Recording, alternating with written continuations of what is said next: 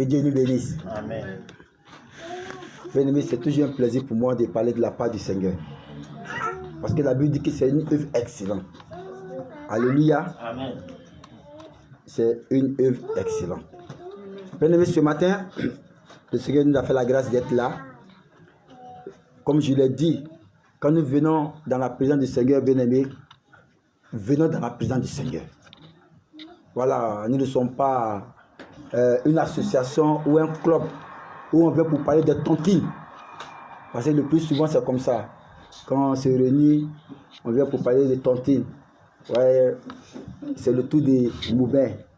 Et bien aimé, on se regarde.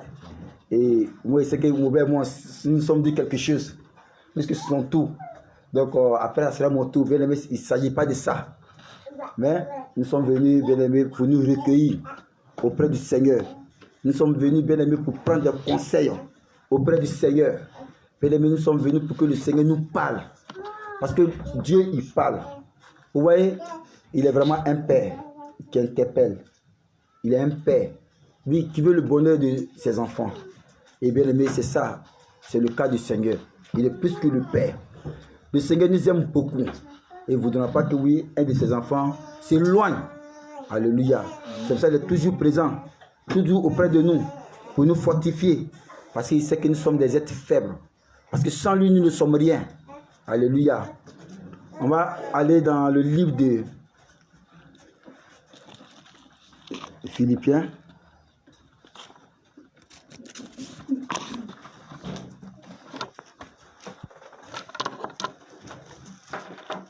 Philippiens 3.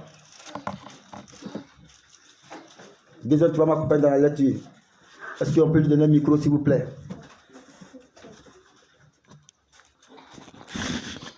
Merci, Seigneur.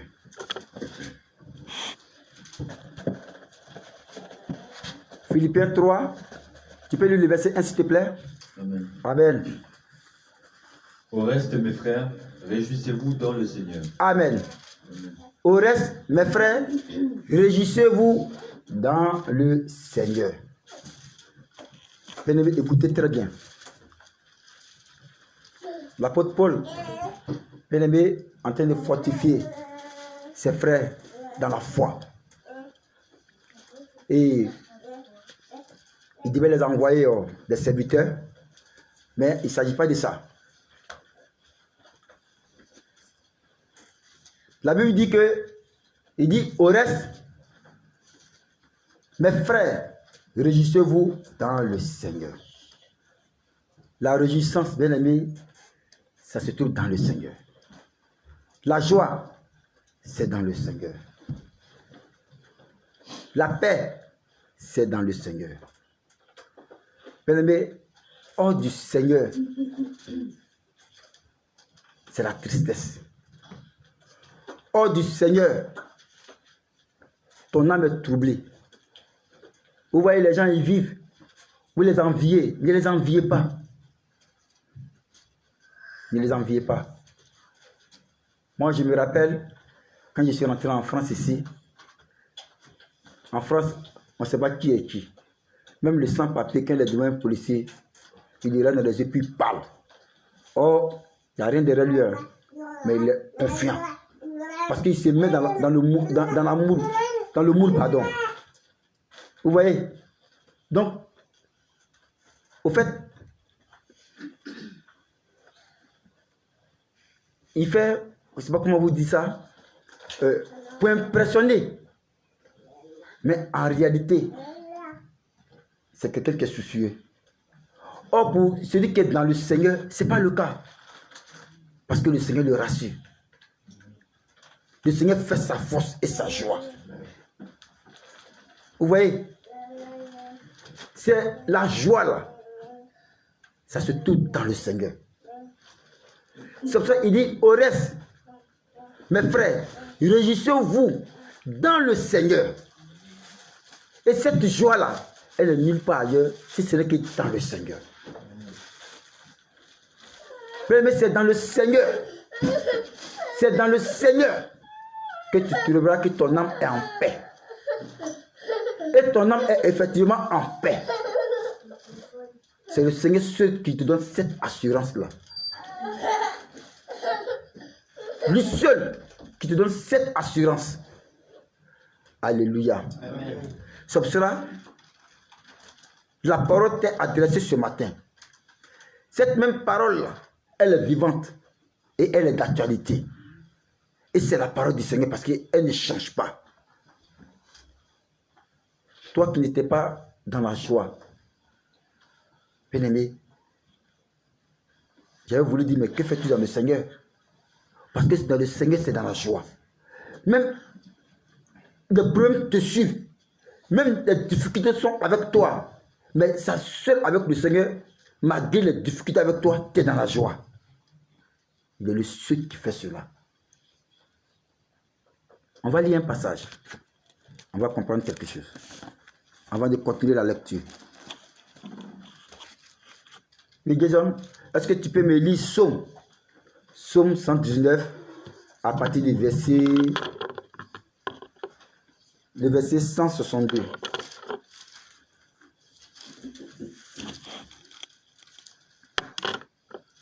Psaume 119. Alléluia. Verset 162. Je me réjouis de ta parole, comme celui qui trouve un grand butin. Alléluia. Est-ce que tu peux le lire, s'il te plaît? Je me réjouis de ta parole, comme celui qui trouve un grand butin. Je me réjouis de ta parole. Je me réjouis de ta parole, comme celui qui trouve un gros butin. Merci, Seigneur. Alléluia. Je vais vous raconter une histoire. Je venais à la prière ici. Et j'avais reçu mon salaire. Donc, qu'est-ce que j'ai fait? C'est allé à la banque. Et j'ai annulé la part du Seigneur. Et j'ai fait le partage. Et bien aimé, il devait faire d'autres courses. Et je devais faire une surprise à un frère. Et ce jour-là, j'ai mis cette grosse somme-là sur moi. C'était beaucoup. Et il y avait d'autres pièces. Beaucoup de pièces. J'aimais avoir des pièces sur moi. Pourquoi? Parce que en cours de route, comme je faisais beaucoup de transport, j'aime acheter des choses pour grignoter. Donc j'avais tout le temps des pièces sur moi. Et parfois même, il m'arrivait même souvent ces pièces, même, il devait faire des courses avec. Parce que c'était beaucoup. C'était des pièces de 2 euros. 2 euros par pièce. C'était plein dans mon porte-monnaie.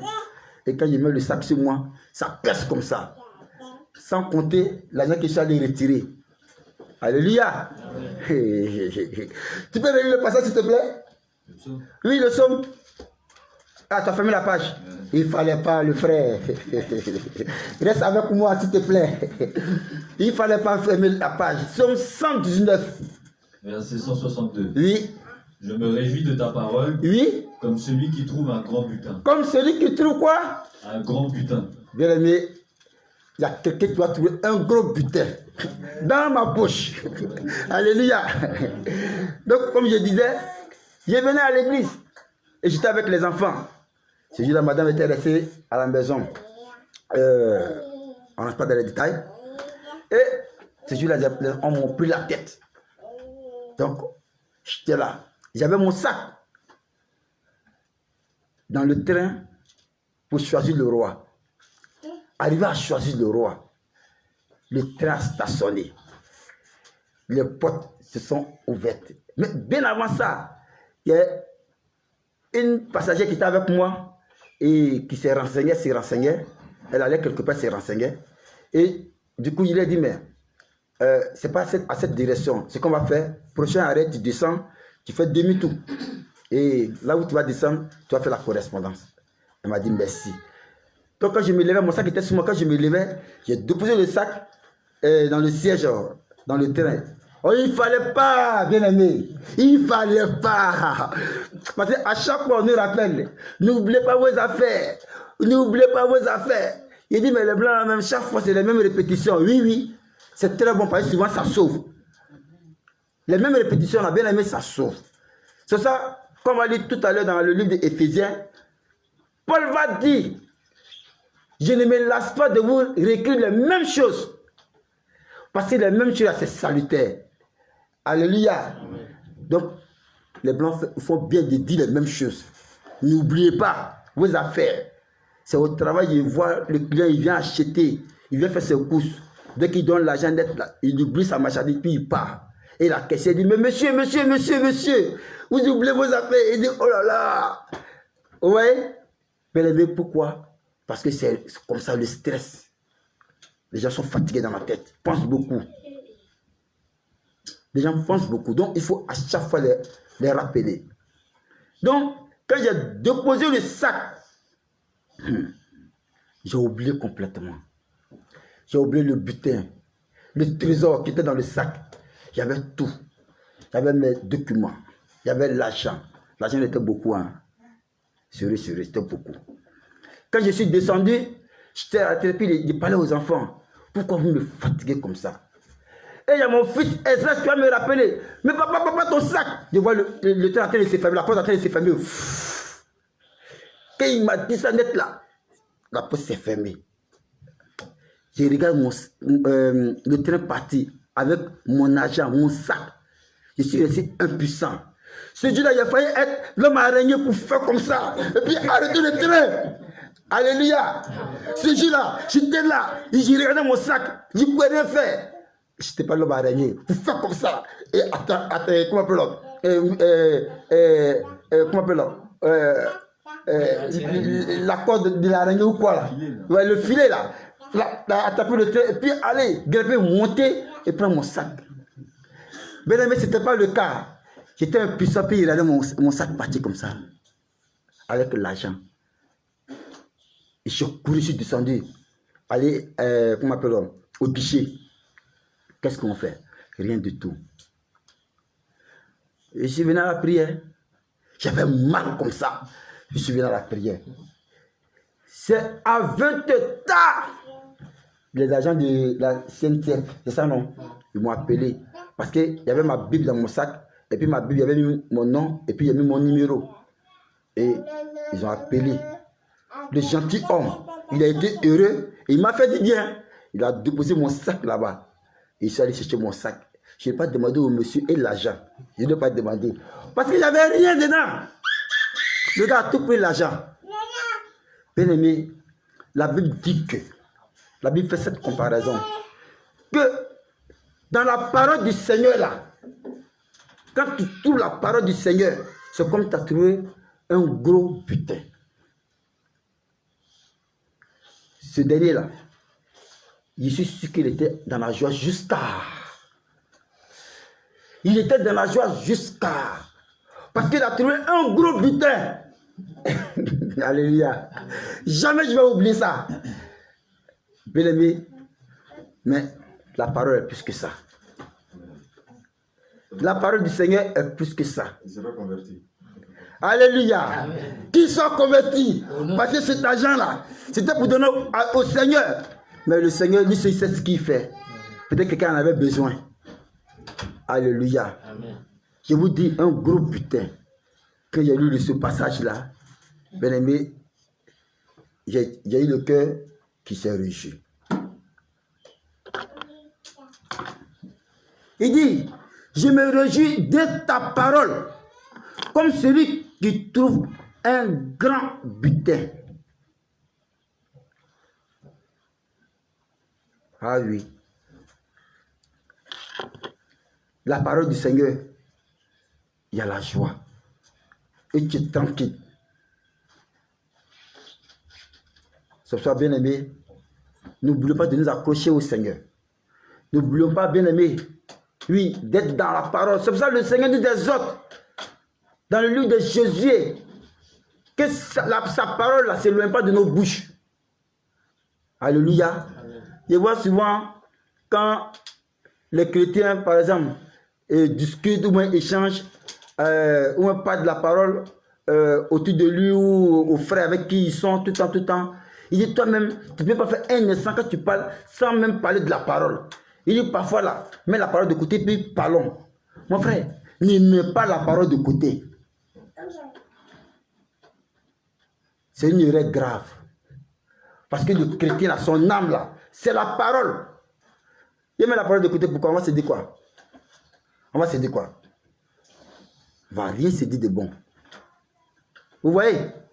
Donc, le chrétien, quand il ouvre sa bouche là, et il parle là, bien aimé, c'est toujours accompagné de la parole. Parce que la parole fait du bien. La personne avec qui tu vas parler là, peut-être cette personne se trouve dans une situation que toi tu ne sais pas. Donc, quand vous allez échanger, le Seigneur va te souffler une parole pour lui et que tu vas donner cette parole-là, ça va fortifier son âme. Alléluia. Amen. Et il y en a aussi qui sont là, tu ne sais pas qui ils sont. Lui, il te dit de mettre la parole de côté, parlons sans la parole. Et toi, sans discernement, tu mets la parole de côté. Et dans le spirituel, tu te frappes. Toi, tu fais comment? Alors que quand tu ne mets pas la parole de côté et que dans le spirituel, tu te frappes, il y a un bouclier qui vient, qui a monté cette parole-là et qui rejette l'esprit de mal loin de toi. Alléluia. Amen. Alléluia. Amen. Donc, vous voyez bien, aimé, ne t'éloigne jamais, n'éloigne jamais ta bouche de la parole. Ça veut dire nous retournons dans Philippiens 3. Au reste, mes frères, réjouissez-vous dans le Seigneur. Bien-aimé, c'est ça, dans le Seigneur. La source de nos joies, là, ça se trouve dans le Seigneur. La source de nos joies. On dit, mais toi, quel est ton secret? C'est tout le temps joyeux. C'est quoi ton secret? C'est la parole. Ma soeur, mon frère, je n'ai pas de secret. Je me prends seulement dans la parole. Je me nourris de la parole. Après avoir nourri mon corps physique, je vais et je nourris mon âme de la parole. Mon esprit de la parole. Pour que ça me fasse du bien. C'est pour cela d'ailleurs, c'est recommandé de nous réjouir dans le Seigneur. Tu peux continuer la lettre s'il te plaît, serviteur? Au verset 2. Je finis le verset, je n'ai pas fini. Je ne me lasse point de vous écrire les mêmes choses, et pour vous cela est salutaire. Alléluia. Amen. Merci, serviteur. Je ne me lasse point de vous écrire les mêmes choses, et pour vous cela est salutaire. Souvent,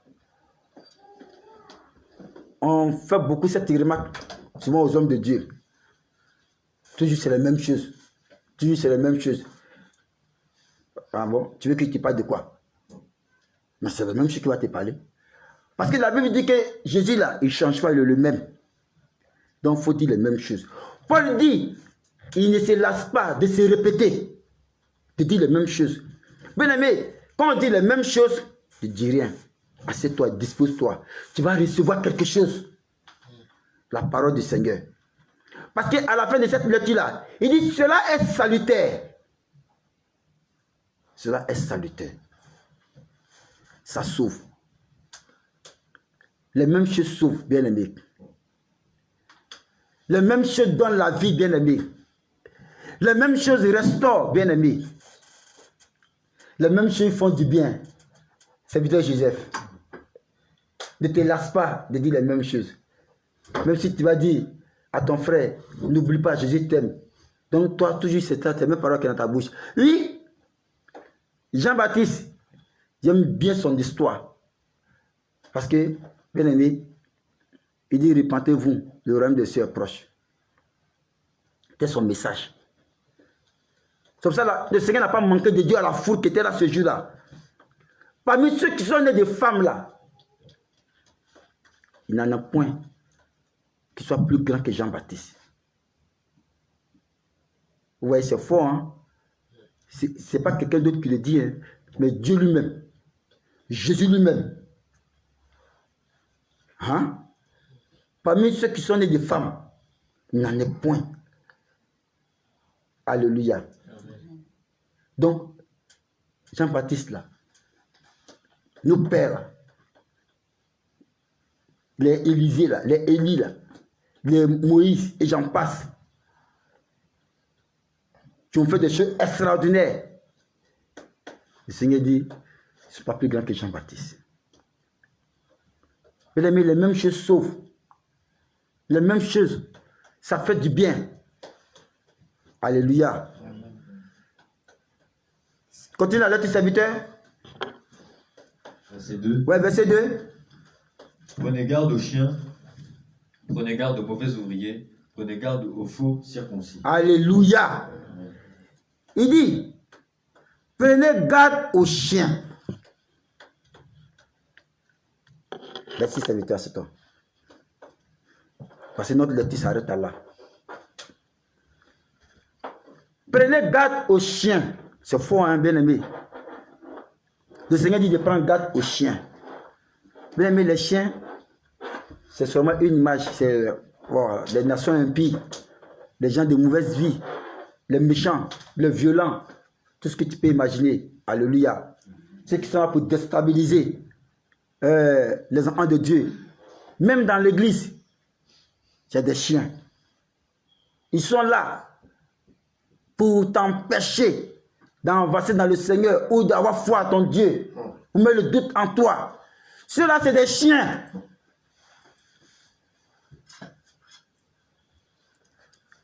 La Bible les appelle des chiens. Le Seigneur dit de prendre garde aux chiens. Bien aimé, cette histoire de chien va m'emmener dans une histoire entre Jésus et la femme cananéenne. Alléluia. Entre Jésus et la femme cananéenne. Le Seigneur te dit de prendre garde. Fais sur toi. Fais attention. Attention à la parole. Parce que les chiens sont là. Ils rôdent. Ils sont là. Ils sont là pour pouvoir te déstabiliser. Marc. Ta foi que tu as dans le Seigneur là. Reste dans ça. Ne laisse pas aucun chien ne vienne de détenir de cela. Cet habitat, pareil pour toi. Le Seigneur nous met en garde tous. Ils sont là, les chiens. Ils sont dehors, ils sont dans la maison, ils sont dans l'église, ils sont partout. Le Seigneur dit de prendre garde aux chiens. Ça veut dire aller dans Matthieu 15. On va lire cette histoire de Jésus et la femme cananéenne. Matthieu 15. Permets qu'il soit à la page, s'il te plaît.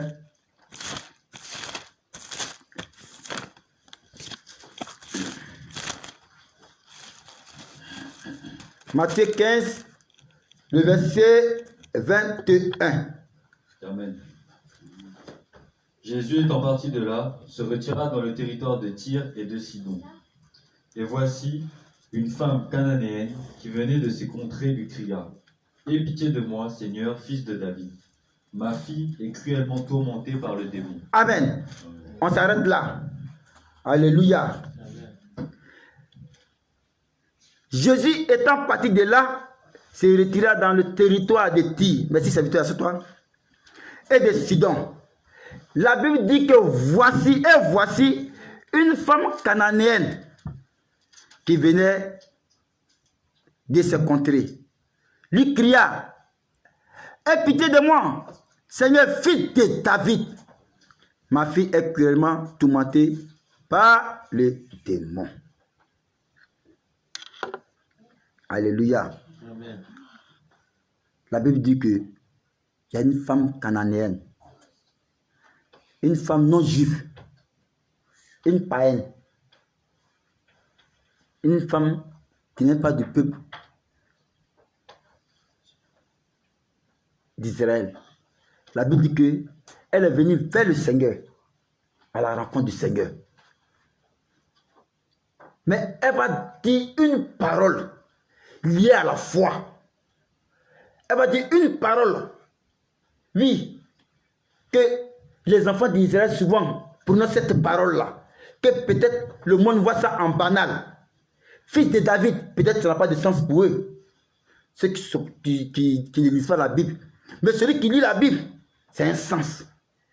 Fils de David, le Messie. La femme cananienne, là, la païenne, là, la chienne, là, elle va employer ce thème-là. Parce que, bien aimé, quand on va lire la suite de cette lecture, Jésus va être sec avec elle, il va être direct. Il va lui répondre. Vas-y, serviteur, disons.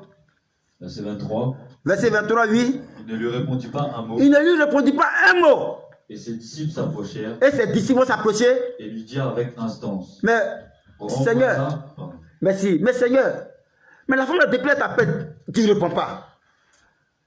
Elle dit sa fille est malade. Sa fille est tourmentée par un démon. Ah mais Seigneur, tu dis même pas un mot. Mais réponds-lui. Ou même dans le cas, chasse-la.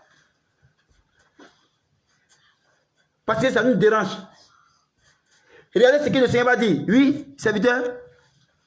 Et lui dirent avec instance, renvoie-la car elle crie derrière nous. Oui. Verset 24. Il répondit, je n'ai été envoyé qu'aux brebis perdues de la maison d'Israël. Voici la réponse du Seigneur. Il dit, lui, il est venu seulement pour le peuple d'Israël. Les brebis perdues, là, il est venu pour eux. Il n'est pas venu pour les nations.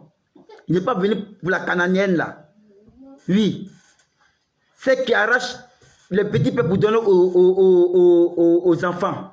Il n'est pas venu pour elle. Alléluia. Lui continue la lecture. Mais elle vint se prosterner devant lui, disant, Oui. Seigneur, secours-moi. Seigneur, secours-moi. Elle vient pour se prosterner. Deuxième point. Seigneur, secours-moi. Oui. Il répondit, il n'est pas bien de prendre le pain des enfants, Il n'est pas bien de prendre le pain des enfants et de le jeter aux petits chiens. Alléluia. Vous voyez, la femme cananéenne, là, elle fait partie des peuples, des païens. À cause d'eux, les hommes de Dieu se détournent. Ils adorent d'autres dieux. Les dieux Baal, les dieux que vous pouvez connaître. Vous voyez, c'est de ça qu'il s'agit. C'est de ça que le Seigneur parle. À cause d'eux, les hommes d'Israël se détournent de leur vrai Dieu et adorent ces divinités païennes, ces dieux étrangers. C'est pour ça que le Seigneur a dit dans sa parole, il a dit au verset 25, il n'est pas bien de prendre le pain des enfants et de le jeter aux petits chiens. Regardez sa réponse. Oui, serviteur, continue. Verset 27. Oui. Oui, Seigneur, dit-elle. Oui, Seigneur, dit-elle, oui. Mais les petits chiens mangent les miettes qui tombent de la table de leur maître. Alléluia. Amen. Oui, Seigneur, dit-elle. Mais les petits chiens mangent les miettes qui tombent de la table de leur maître.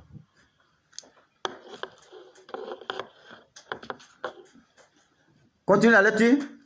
Verset 28. Oui. Alors Jésus lui dit, Femme, ta foi est grande, qu'il te soit fait comme tu veux. Et à l'heure même, sa fille fut guérie. Et à l'heure même, sa fille fut guérie. Bien-aimé, je vous ai dit que dans la lecture, cette dame-là, cette Cananéenne-là, elle va dire une parole qui est liée à la foi. Cette parole-là, c'est quoi? Nous l'avons lu au verset 22. Voici une femme cananéenne qui venait de se contrées, lui cria, aie pitié de moi, Seigneur, fils de David.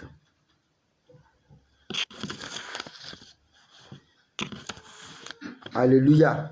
Amen. Bien aimé, cette femme-là, comme je l'ai dit, la parole qu'elle a pu prononcer, qui est fils de David, était liée à sa foi.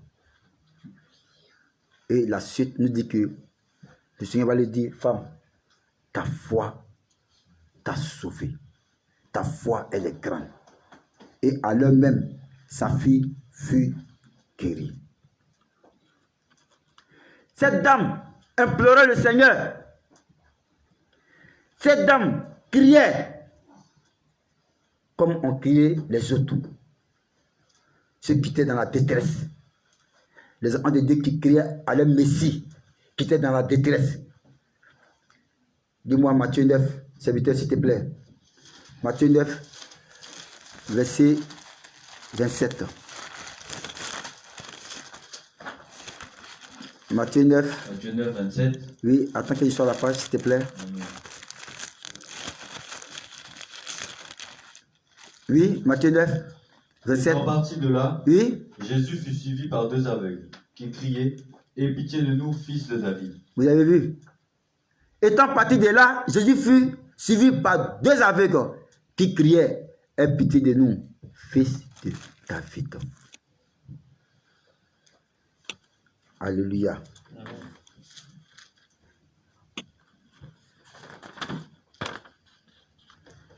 Bien aimé, l'expression fils de David, merci serviteur.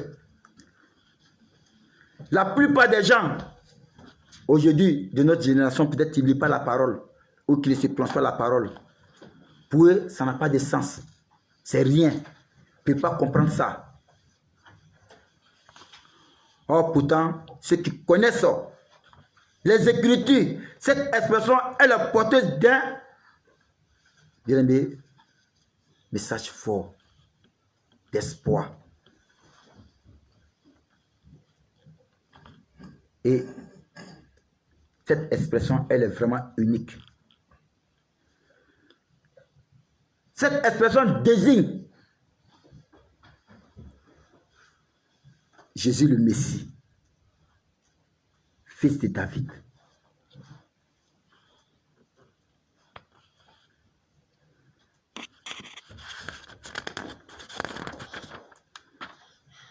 Alléluia.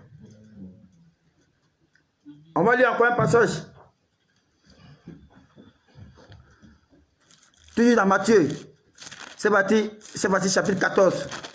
Serviteur. 14, 26 à 30. Matthieu 14, verset 26. Oui. Quand les disciples virent marcher sur la mer, ils furent troublés et dirent « C'est un fantôme ». Et dans leur frayeur, ils poussèrent des cris. Jésus leur dit aussitôt « Rassurez-vous, c'est moi, n'ayez pas peur ». N'ayez pas peur. Continue. Pierre lui répondit « Seigneur, si c'est toi, ordonne que j'aille vers toi sur les eaux. » Et il dit « Viens ». Pierre sortit de la barque et marcha sur les eaux pour aller vers Jésus. Merci. Continue. Verset 30. Mais, voyant que le vent était fort, il eut peur. Et, comme il commençait à enfoncer, il s'écria « Seigneur, sauve-moi ». Il s'écria « Seigneur, sauve-moi ». Vous voyez bien aimé. On va lire encore un autre passage. Toujours dans Matthieu, à côté, 20, serviteur. 29 à 30, s'il te plaît. Amen. Lorsqu'ils sortirent de Jéricho, une grande foule suivit Jésus. Et voici 2 aveugles, assis au bord du chemin, entendirent que Jésus passait et crièrent « Aie pitié de nous, Seigneur, fils de David. » Merci. Aie pitié de nous, Seigneur, fils de David.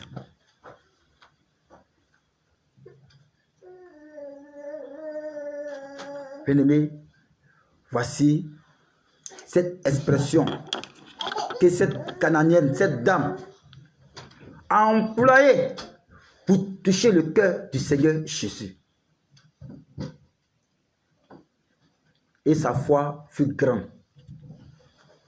Et sa fille reçut la guérison. Bien-aimé, je le dis souvent. Souvent, nous qui croyons être zélés, nous qui croyons être, oui, au-dessus de tout. Souvent, par notre manque d'humilité, bien aimé, on passe à côté de nos bénédictions. Regardez ce qui s'est passé à Jéricho. Quand les enfants de Dieu sont descendus, Rahab, la prostituée, elle fut sauvée, elle et sa famille. et toutes les personnes qui étaient dans sa maison. Elle ne connaissait même pas le Seigneur. Elle ne connaissait même pas même les enfants d'Israël. Elle a posé un acte. Parce que la Bible dit que celui qui donne un verre d'eau à un de ses petits, ce n'est pas au petit qu'il a donné, mais au Seigneur lui-même. Et le Seigneur est reconnaissant. Il s'en souvient toujours. Il est dans sa parole. C'est pour cela, quand tu es un enfant de Dieu, tu es un chrétien, sois humble et vis simplement dans la crainte. Crains seulement Dieu et discipline ta vie. Crains Dieu et laisse-toi entre les mains du Seigneur. Parce que tu ne peux rien faire de toi-même. On ne peut rien faire de nous-mêmes. On vit par la grâce. Le Seigneur que nous venons vers lui, ce n'est pas un monstre. Parce que nous fuyons le monstre. Et nous ne pouvons pas revenir encore dans le Seigneur. Et puis encore, il va être là pour nous condamner. Non.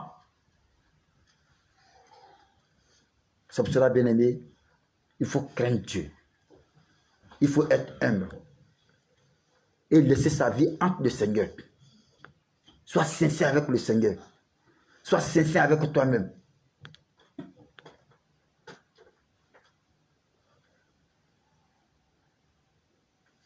Donc, bien-aimé, vous voyez, même dans la maison du Seigneur, la Bible parle des chiens. Parce que les gens aiment le Seigneur. Les gens aiment le Seigneur. Ils viennent pour le Seigneur.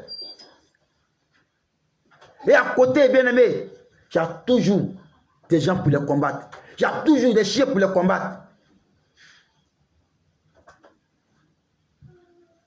Alléluia. Bien-aimés chrétiens, soyons humbles. Oui, soyons humbles. Soyons humbles et craignons Dieu. Soyons vraiment humbles et craignons Dieu.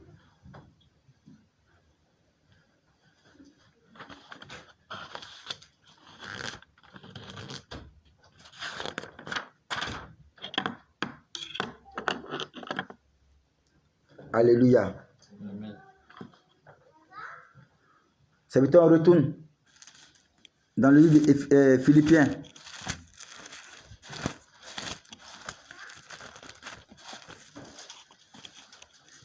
Philippiens 3.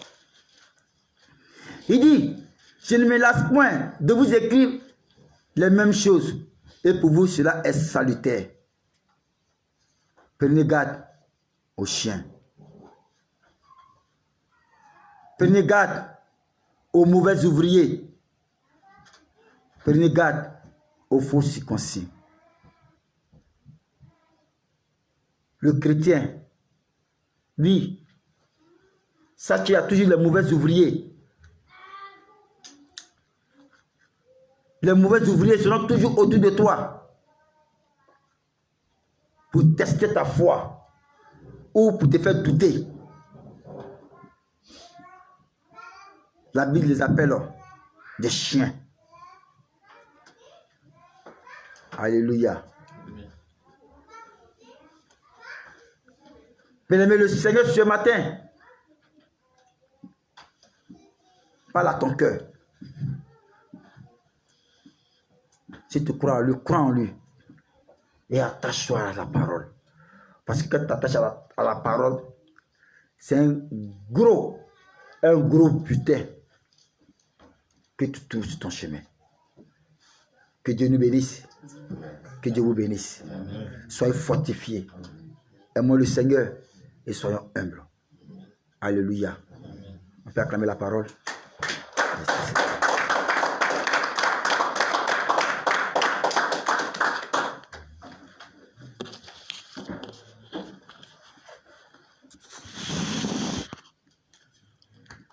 Alléluia.